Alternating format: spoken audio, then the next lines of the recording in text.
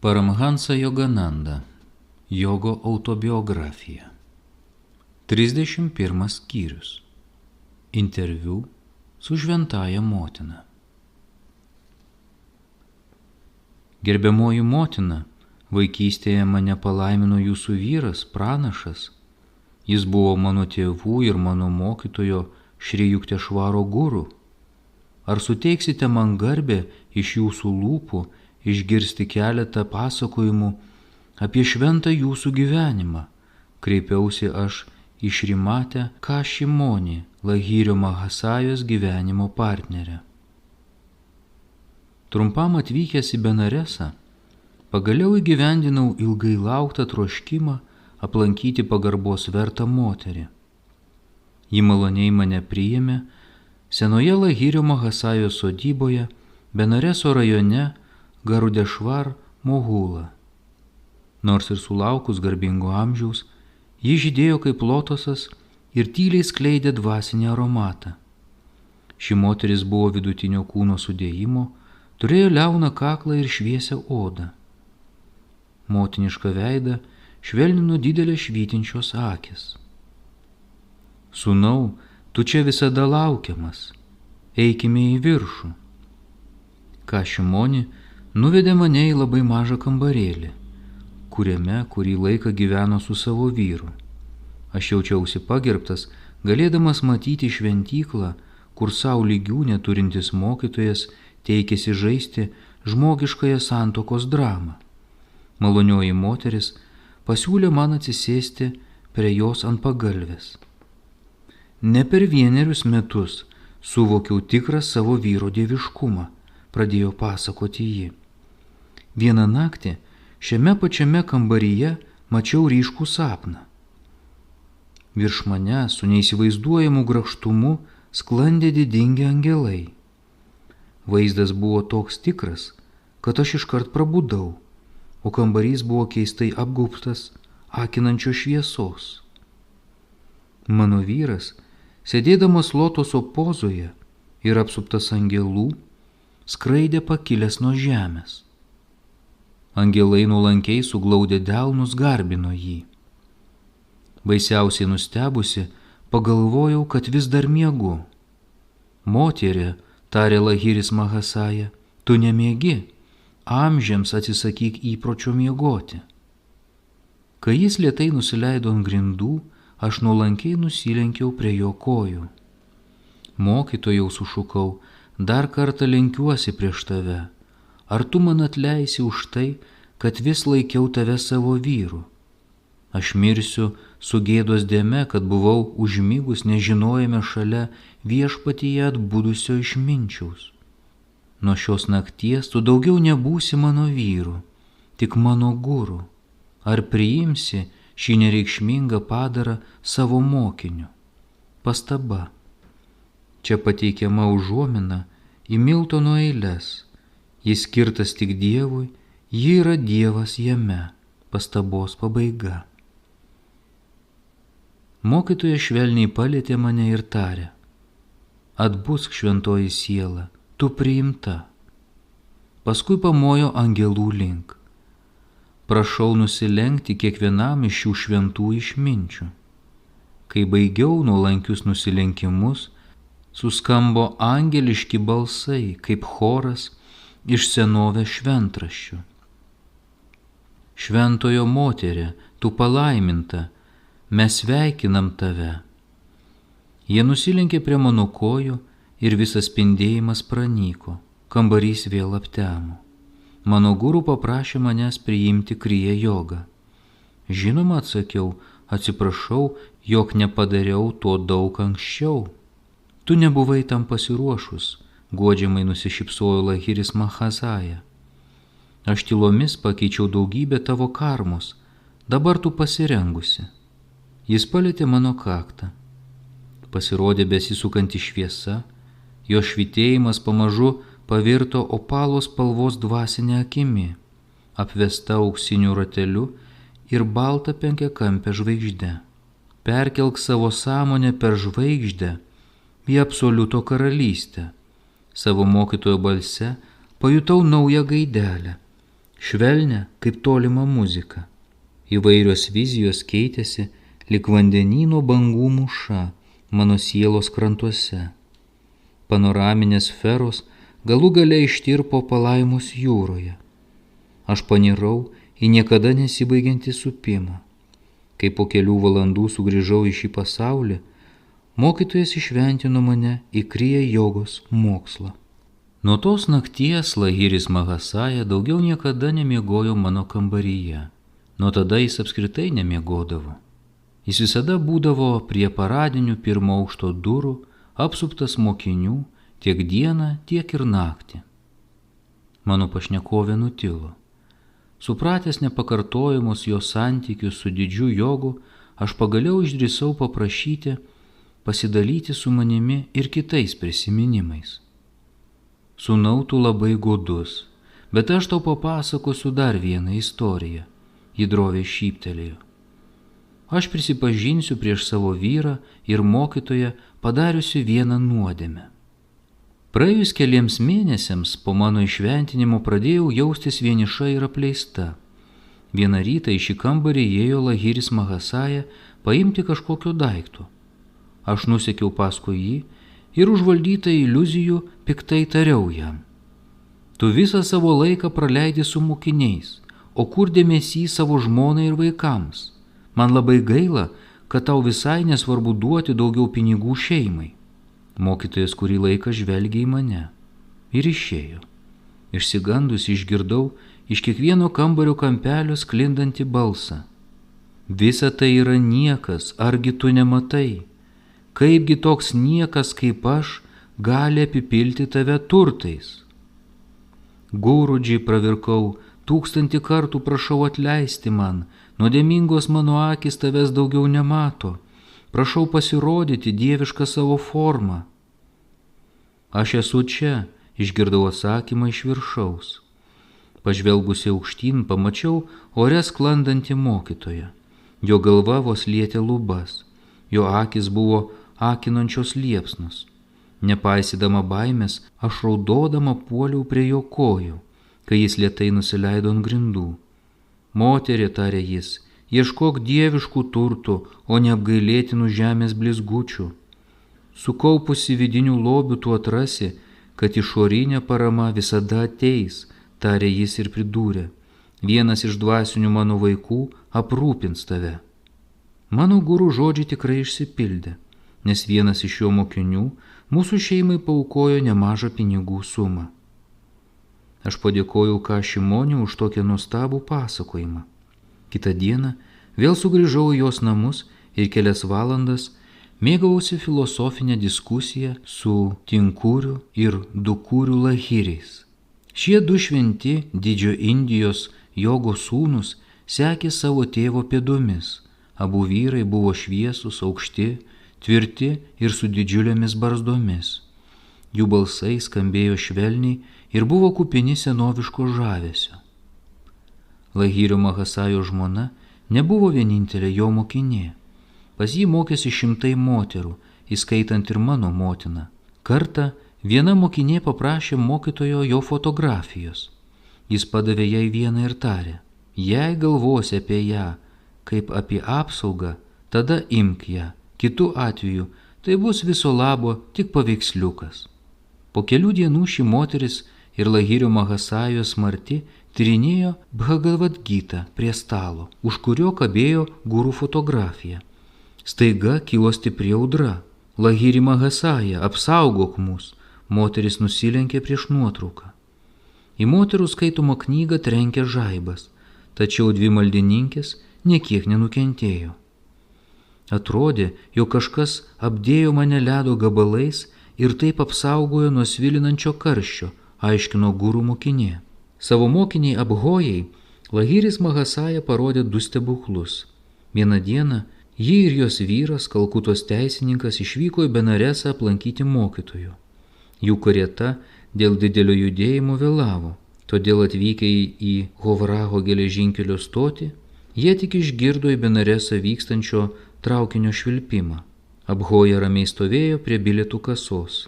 Lahiri Mahasaja, prašau, sustabdyk traukinį, tyliai meldėsi ji. Aš negaliu kentėti tokio skausmo ir laukti dar vieną dieną, kad pamatyčiau jūs. Puškuojančio traukinio ratai nepaliaujamai sukosi, tačiau traukinys nejudėjo pirmyn. Mašinistas ir keleiviai išlipo pažiūrėti, kas čia darosi. Prie Abhojos ir jos vyro priėjo anglas, stoties pareigūnas. Nepaisydamas jokių taisyklių, jis pasiūlė padėti. Babu, tarė jis, duokite man savo pinigus, aš nupirksiu jums bilietus, kol įlipsite į traukinį. Kai tik pora įlipo į traukinį ir gavo savo bilietus, traukinys lėtai pajudėjo pirmyn. Panikuodamas mašinistas ir keleiviai vėl įsiropštė į savo vietas, nežinodami, nei kodėl traukinys sustojo, vos pradėjęs judėti, nei kaip jis vėl pajudėjo. Atvykusi į Lahirio Mahasajos namus Benarese, Abhoja tyliai nusilenkė prieš mokytoją ir jau ketino paliesti jo pėdas. Nusiramink, Abhoja, tarė jis, tu taip mėgsti trukdyti mane, lyg nebūtum galėjusi čia atvykti kitų traukinių. Abhoja aplankė Lahirį Mahasają dar viena neužmirštama proga. Ta kartą jį prašė mokytojo tarpininkavimo ne su traukiniu, bet su gandru. Prašau jūsų palaiminti mane, kad išgyventų 9 mano vaikas, maldavo ji. Man gimė 8 vaikai ir visi mirė netrukus po gimimo. Mokytojas su užuojauta nusišypsojo. Šis tavo vaikas išgyvens. Tačiau atidžiai klausyk mano nurodymų. Mergaitė gims naktį.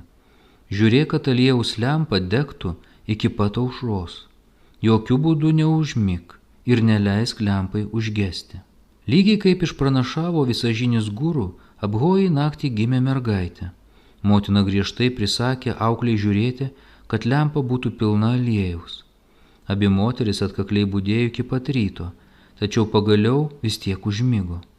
Aliejaus lempelė buvo jau beužgestanti, šviesa silpnai blykčiojo. Miegamojo durys smarkiai prasivėrė, moteris krūptelėjo ir pabudo. Nustebusios jų akys pamatė Lahirio Mahasajos siluetą. Abhoja, žiūrėk, lempa jau beveik užgesusi. Jis parodė į lempą, kurią auklė vėl skubiai pripildė aliejaus. Kai tik jį vėl ryškiai suspindo, mokytojas pranyko. Durys užsidarė, sklastis pats užsišovė.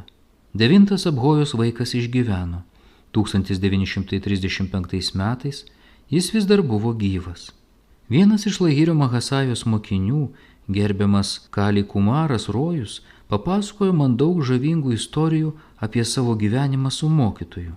Dažnai ištisas savaitės svečiuodavausi pas jį Benarese, pasakojo man Rojus, ir pastebėjau, kad daugybė šventųjų ir Danda svamių atvykdavo tiesiog pasėdėti prie gurų kojų. Kartais jie įsitraukdavo į diskusijas apie meditaciją ar filosofiją. Išaušus garbingi svečiai išvykdavo. Aš pastebėjau, kad per mano apsilankimus Lahiris Mahasaja nė karto nemiegojo. Ankstyvuoju savo bendravimo su mokytoju metu kovojau su savo darbdavio prieštaravimais, tęsė Rojus. Jis buvo paskendęs materializme. Aš nenoriu savo komandoje turėti religinių fanatikų, tyčiodavosi darbdavys. Jei kada nors sutikčiau tą tavo šarlataną, šitą jam pasakyčiau. Tokie nerima keliantys žodžiai niekiek nesustabdė mano apsilankimų pas mokytoją. Beveik kiekvieną vakarą aš praleisdavau su juo. Vieną naktį mano darbdavys nusekė paskui mane ir grubiai įsiveržė į svečių kambarį. Be jokios abejonės jis norėjo išsakyti seniai žadėtus triuškinančius žodžius. Kai tik jis atsisėdo, Lahiris Mahasaja kreipėsi į nedidelę maždaug 12 mokinių grupę. Ar norėtumėt pamatyti paveikslėlių? Kai mes linktelėjome, jis paprašė mūsų užtemdyti kambarį. Atsisėskite ratu vienas už kito, tarė jis, ir savo rankas padėkite prieš jūs sėdinčiam žmogui ant akių. Aš niekiek nenustebau pamatęs, kad mano darbdavys irgi paklausė mokytojo nurodymų, nors ir nelabai norėdamas. Po kelių minučių Lahiris Mahasaja paprašė mūsų papasakoti, ką mes matėme. Pone, atsakiau, man pasirodė nuostabi moteris, ji dėvėjo sarį raudonais apsiuvais ir stovėjo šalia dramblio ausies medžio. Visi kiti mokiniai papasakojo lygiai tą patį. Tada mokytojas atsisuko į mano darbdavį ir paklausė: Ar tu atpažįsti tą moterį? Taip, žmogus akivaizdžiai kovojo su jo prigimčiai naujomis emocijomis.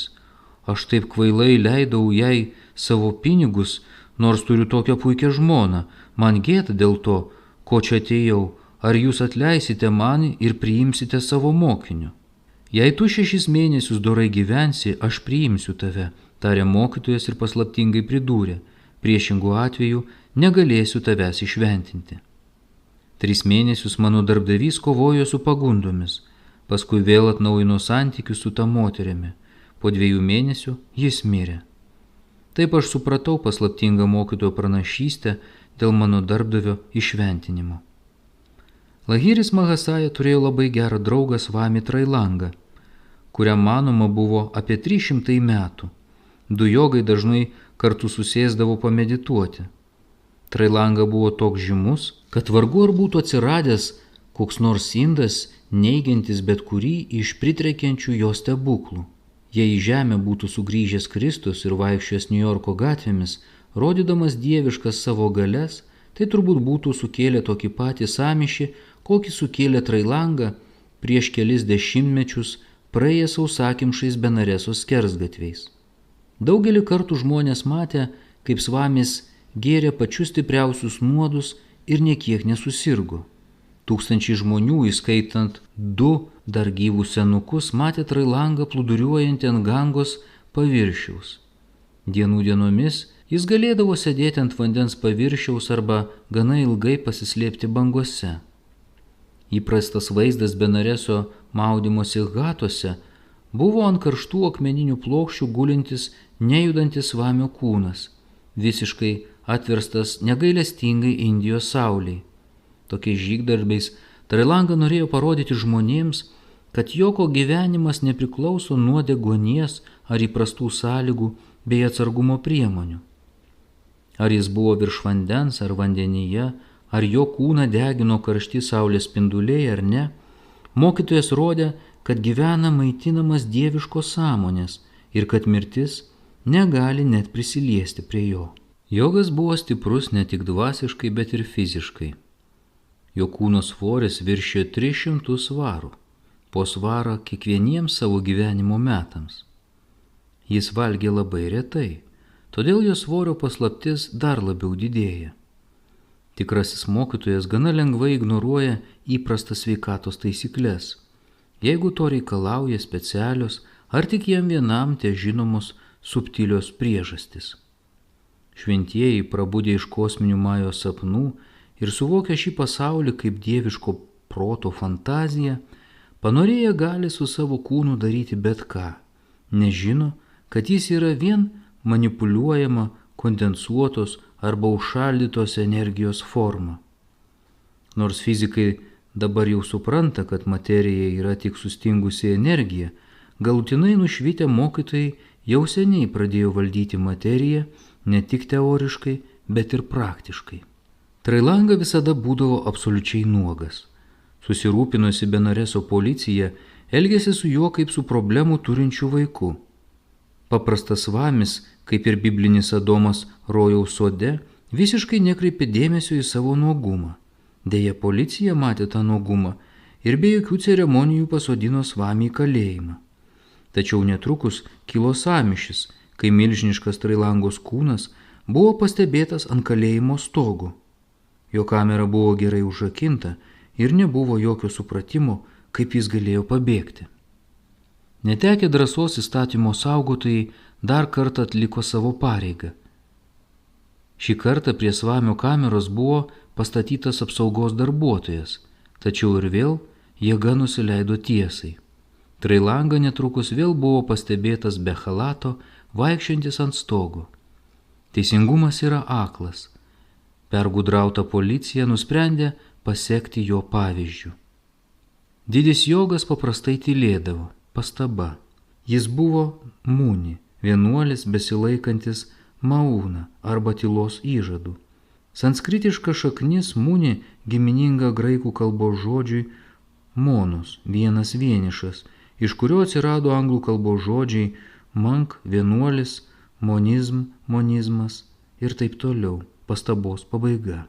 Kad ir koks apvalus ir didelis buvo jo veidas, Trailanga valgydavo labai retai. Po kelių savaičių badavimo jis kartais išgerdavo pilną puodynę rūgusio pieno, kurį jam paaukodavo maldininkai. Kartą vienas skeptikas sumanė apšaukti Trailangą šarlatanu. Prieš svamį buvo padėtas didelis ąsotis su kalcio ir kalkių mišiniu, naudojamu sienoms balinti. Mokytojau, tarė materialistas su pašaipia pagarba, aš atnešiau jums truputį rūgusio pieno, išgerkite. Trailanga nedvėjodamas iki paskutinio lašo išgėrė visą deginančių kalkių ąsotį. Po kelių minučių piktadarys krito ant žemės draskomas baisių kančių. Padėkite, svami, padėkite, atleiskite man už tokį šėtonišką testą. Didis jogas pertraukė įprastą savo tylą ir tarė, pašaipūne, pasiūlęs man nuodus, tu nesupratai, kad mano gyvenimas yra tavo gyvenimas. Jeigu aš nežinočiau, kad Dievas yra tiek mano skrandyje, tiek ir kiekviename kūrybos atome, kalkės būtų nužudžiusios mane. Dabar žinodamas dieviškąją bumerango prasmę, niekada daugiau taip nejuokauk. Trailango žodžių apvalytas nusidėjėlis kukliai nusėlino šalin. Apsikeitimo skausmų priežastis buvo ne mokytojo valia, o visa apimančio teisingumo dėsnio, palaikančio net pačias tolimiausias ritmiškas kūrybos sferas veikimas. Dievą realizavę žmonės, tokie kaip Trailanga, leidžia akimirksniu pasireikšti dieviškajam dėsniui. Jie visam laikui atsikratė visų prieštaringų ego srovių. Automatinis teisingumo reguliavimas dažnai visiškai nepasiteisinantis, kaip tai buvo svamio Trailango atveju, mėginant jį įkalinti, malšina skubotą mūsų pyktį dėl žmogaus neteisybių. Mano kerštas aš atmokėsiu, sako viešpats. Pastaba. Laiškas Romiečiams 12:19. Pastabos pabaiga. Kokia nauda iš ribotų žmogaus galimybių? Visata tinkamų laikų ruošia pelnytą bausmę. Buki protai atmeta dieviško teisingumo, meilės, visko žinojimo ar nemirtingumo galimybę. Tuščio šventraščių prognozės, šis abejingas požiūris, neturintis jokios pagarbos kosminiam spektakliui, gimdo daugybę įvykių, kurie būdina savo būdu. Apie dvasinio dėsnio visagalybę kalbėjo Kristus su triumfu įėjęs į Jeruzalę, kol mokiniai ir dauguma šaukė iš džiaugsmo, taika danguje, šlovė aukštybėms, kai kurie fariziejai skundėsi dėl tokio jų nuomonė negarbingo spektaklio. Mokytojau, protestavo jie, sudrausmink savo mokinius. Jis atsakė jiems, sakau jums, jei šitie tylės, akmenys šauks. Pastaba. Lukas 19:40. Pastabos pabaiga. Priekaištų fariziejams Kristus norėjo pabrėžti, kad Dievo teisingumas nėra metaforinė abstrakcija ir kad taikų žmogus, jei net kas išrautų jam liežuvį iš pat šaknų, vėl atrastų kalbą ir apsaugą kūrybos pamatuose, pačioje visatos tvarkoje. Argi jūs manote, tarė Jėzus, kad galima nutildyti taikių žmonės? Jūs galite norėti užgniaužti Dievo balsą, apie kurio šlovę ir visagalybę gieda net akmenis. Jums norėtųsi uždrausti žmonėms garbinti dangiškąją ramybę ir jų mines suburti tik karų žemėje. Todėl ruoškitės, o fariziejai, apversti aukštyn kojomis pasaulio pamatus, nes tuomet ne tik dori žmonės, bet ir akmenys, vanduo, ugnis ir oras sukils prieš jūs, jo sukurtai harmonijai paliudyti. Kartai Kristų panašus jogas Trailanga suteikė malonę mano Sadžo mamos broliui. Vieną rytą dėdė pamatė mokytoją apsuptą minios mokinių Benareso Ghate. Jis išdrįso tyliai prieiti prie Trailangos ir nusižeminęs palietė jo kojas. Dėdė labai nustebo, jog akimirksniu dingo ilgai jį kankinusi nemaloni įsisenėjusi liga. Pastaba. Trailangos ir kitų šventųjų gyvenimai primena mums Jėzaus žodžius. Kurie įtikės, tuos lydės ženklai. Mano vardu jie išvarinės demonus, kalbės naujomis kalbomis, ims plikomis rankomis gyvates ir jei išgertų mirštamų nuodų, jiems nepakenks. Jie dės rankas ant ligonių ir tie pasveiks. Morkus 16, 17, 18. Pastabos pabaiga. Vienintelė mano žinoma gyva Trailangos mokinė yra Šankari Mai Dževi. Ji yra dukra vieno iš Trailangos mokinių, gavusi didžio jogo mokymus nuo pat vaikystės. 40 metų ji gyveno nuošaliuose Himalajų olose, netoli Badrinato, Kedranato, Amarmanato, Amarnato ir Pasupatinato. 1826 metais gimusi Brahmačarė, moteris asketė, dabar jau perkopė antrą savo šimtmetį. Jie išsaugojo tamsius savo plaukus, blizgančius dantis ir nepaprastą energiją, todėl visai netrodo sena.